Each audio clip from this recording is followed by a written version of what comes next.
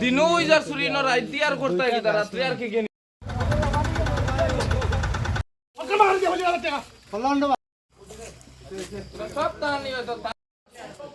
এটা টোটালটাই পঞ্চায়েত বোর্ডের ডিসিশন নেওয়া বসে, এটার মধ্যে আমার কোনো ভূমিকা নাই।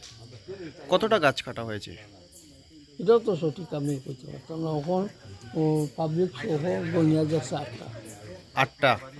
আপনার উপস্থিতিতে গাছগুলো কেটে নেওয়া হচ্ছে, আপনি কি মনে করেননি যে এটা সংশ্লিষ্ট দপ্তরকে জানানো উচিত? নিশ্চয়ই উচিত, কিন্তু আজকে আমি মোবাইল না আনায় আমি অফিসে কাজ করলাম, এমন সময় এদিকে ডিসিশন নিয়ে আজকে কাটা হয়েছে। সন্ধ্যা রাতে গাছ কাটা হচ্ছে, তখন অবধি আপনি পঞ্চায়েতে কর্মরত? রাতে না, আসলে বিকালবেলা গাছ কাটা হয়েছে।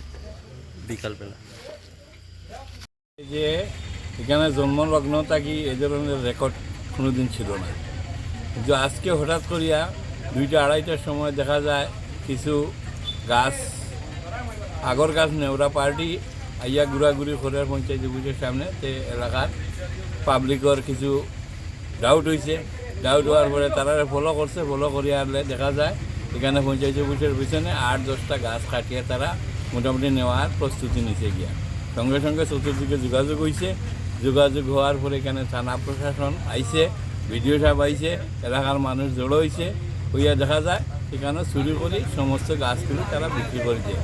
আর এই পঞ্চায়েতটা হচ্ছে বিগত দিনে এই পঞ্চায়েতটা কংগ্রেসের দখলে ছিল।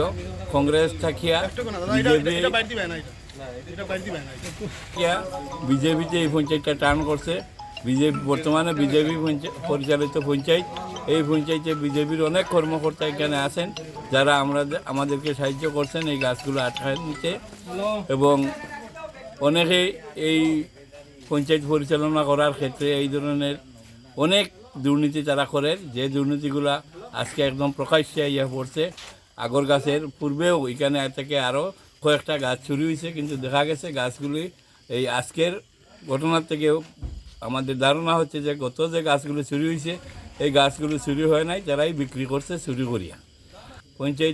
পঞ্চায়েতের সম্পদ তারা লুটিয়া ফুটিয়া খাইতেছে। বিষয়টা সুষ্ঠু তদন্ত ক্রমে এটার একটা বিহিত ব্যবস্থা গ্রহণ করা হোক, আমরা এলাকাবাসীর তরফ থেকে আমার এটাই দাবি। এবং যতদিন এই বিষয়টা চিরতরে সমাধান না হয়েছে ততদিন এই পঞ্চায়েতে যাতে আলাদা একটা দৃষ্টি নিয়ে বিডিও সাহেব থেকে দেখা হয়, সেই জন্য বিডিও সাহেবের কাছেও আমরা দাবি রাখছি। এই বলেই পঞ্চায়েতের প্রধান অর্চনা দাস, নীরেন্দ্র কুমার দাস। এটার মধ্যে কয়েকটা লাইন লেখা, কোনো সই স্বাক্ষর নাই, পঞ্চায়েত মেম্বার সব এখানে উপস্থিত ছিল না।